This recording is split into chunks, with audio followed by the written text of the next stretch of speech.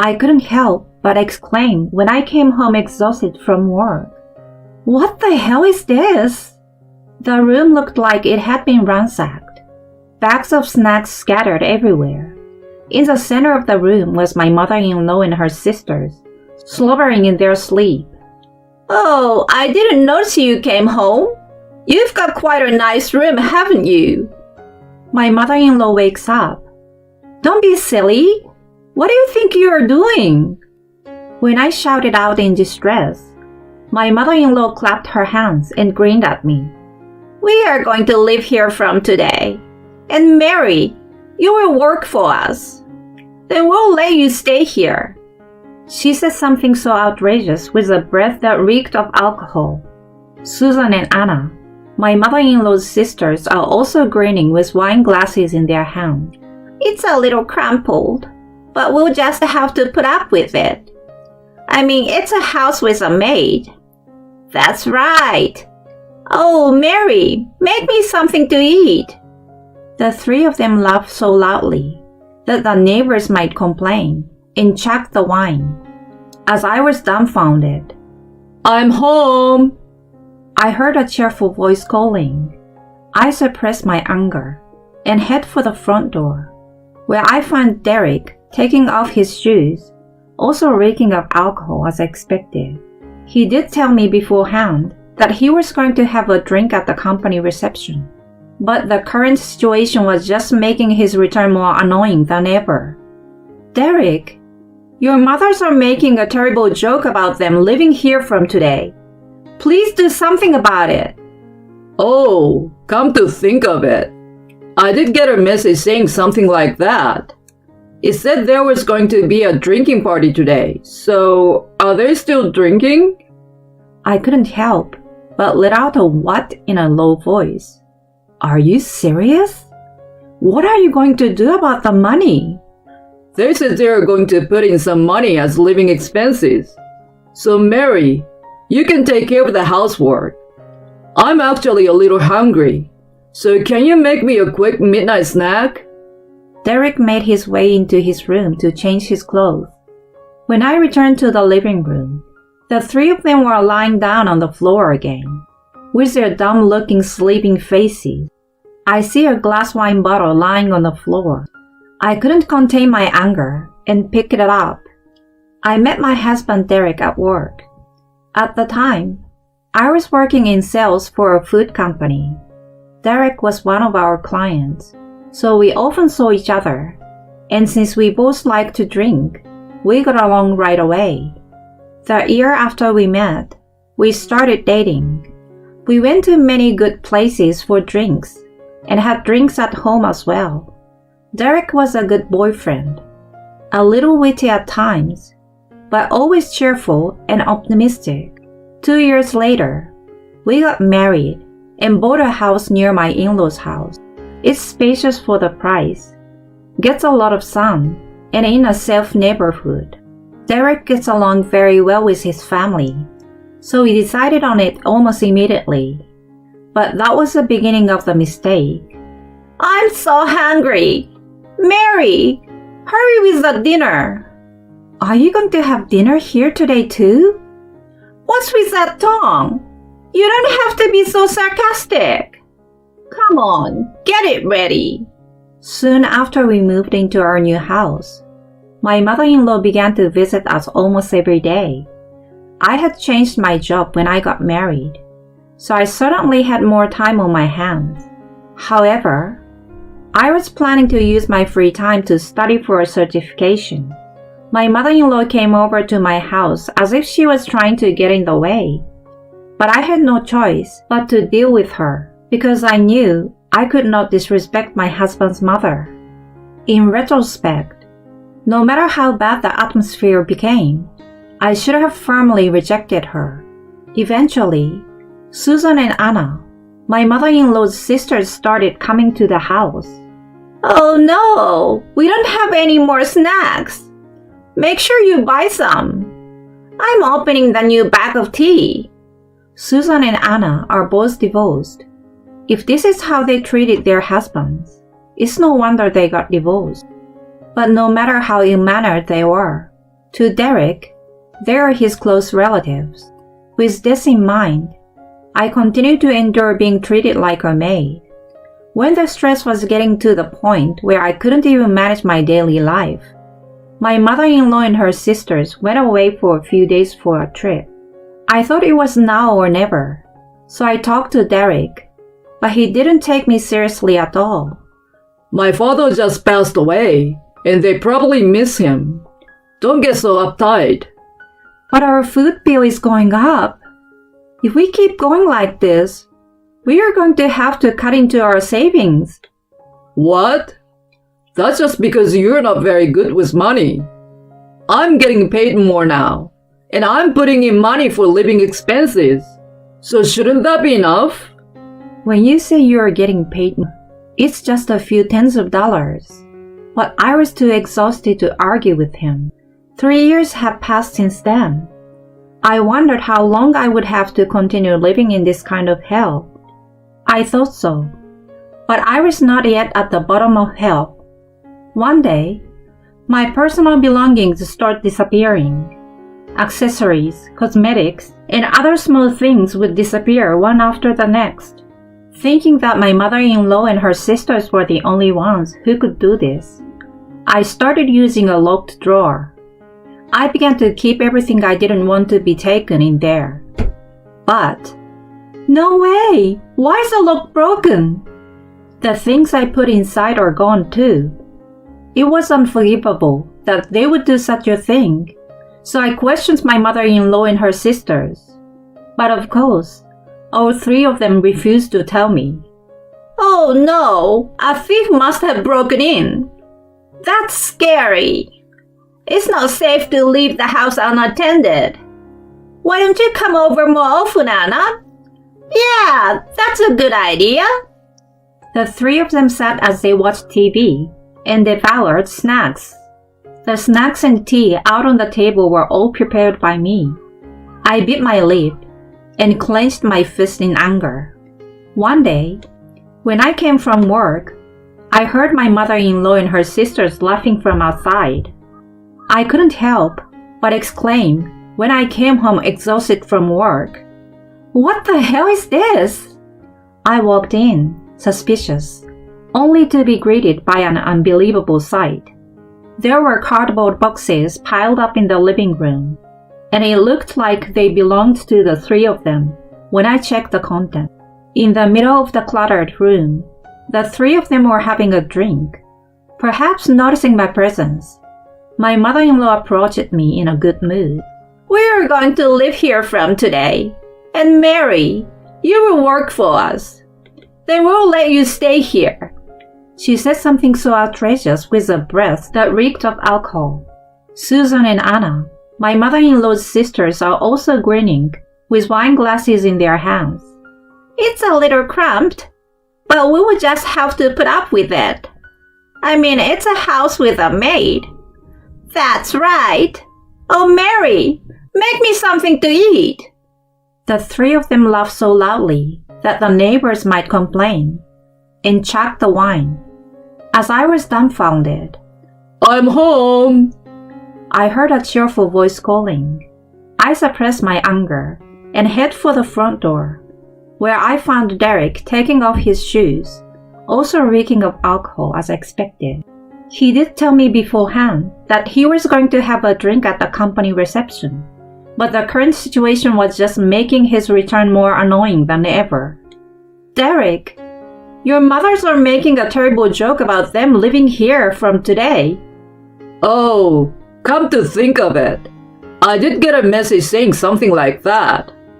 It said there was going to be a drinking party today. So, are they still drinking? I couldn't help but let out a what in a low voice. Are you serious? What are you going to do about the money? They said they're going to put in some money as living expenses. So Mary, you can take care of the housework. I'm actually a little hungry. So can you make me a quick midnight snack? Derek made his way into his room to change his clothes. When I returned to the living room, the 3 of them were lying down on the floor again. As I glared at their dumb-looking sleeping faces, I felt anger welling up in me. I'm sick and tired of being pushed around by these people. I hurriedly called my friend, who worked as a lawyer. I've talked to her about my relationship with my in-laws for some time, so she agreed to come over. I left the house with a whole case of documents that I had hidden in a secret place. She said she would come to the nearest cafe, so I headed there. I gobbled up some pasta there as I felt my blood boil. When I finished eating, I received a call. I decided to invite that person to come to my house as well, so I texted back. Soon after, my friend arrived and we headed to my house. I opened the door to see Derek and the others were gathered in the middle of the living room for some reason. I told my friend lawyer to wait outside the door and looked down at Derek. Hey, you hit Derek! Huh? What are you talking about? Don't play dumb! Here is a proof! My mother-in-law pushed Derek's back. Derek's nose was stuffed with tissues, and a bump had formed on his forehead. Derek looked at me with a look of pain on his face. My mother-in-law points at me, spitting as she shouts, You did this, didn't you? Pay up the alimony! Yeah, we're against violence. I sighed and slammed the divorce papers I kept in the top of the document case onto the table. Then, I opened the cupboard in the living room. I take out the surveillance camera I secretly set up and place it in front of everyone. And Derek and the others look at me with stunned expressions on their faces. Here's the truth. Let's all take a look. Since the camera is linked to my phone, I showed my phone to everyone. I hit the play button, and the phone shows the room as it was a few minutes ago. I see Derek coming into the living room in a good mood after getting undressed. Derek walks in, saying something to his mother and her sisters, who are already drunk and asleep. The next thing I know, Derek stumbled on the wine bottle and falls head first. The sound wakes the others from their sleep, and then rush to Derek. You already see who is responsible for this, don't you? Doing this won't make any difference. All you had to do was clean up the mess properly. Even though you are the ones drinking? It's your job to clean. It's crazy of you to set up something like this in the first place. You want to make it my fault, don't you? I didn't expect anything from these people, but I didn't think they would be this bad. I switched over to the footage the camera took a few days ago and showed my phone to them again. It's the footage of my drawer lock being broken. There they were, my mother-in-law and sisters, breaking the lock and stealing my things. The three of them must have felt cornered as their faces began to turn pale. The reason why I set this up was because I wanted to know who was stealing my things. I guess thieves can be closer than you think, eh? Well, that's... Wait a minute. Sure, maybe it was wrong of them to steal, but you knew I was hurt because you saw through the camera, didn't you? Then you're the perpetrator too, for being a bystander. Derek's absurd argument made me burst out laughing. I wanted to ask myself why I had married such a man.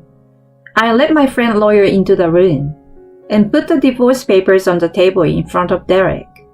I saw it just now and came back in a hurry because I was so surprised. I wouldn't have wished for you to get hurt, even though we would be getting a divorce. Unlike your family, my heart is not rotten. And I told him that the house is in my name.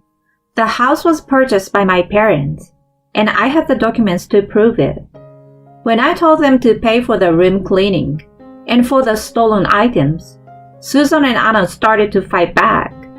Hey, that's not what I heard.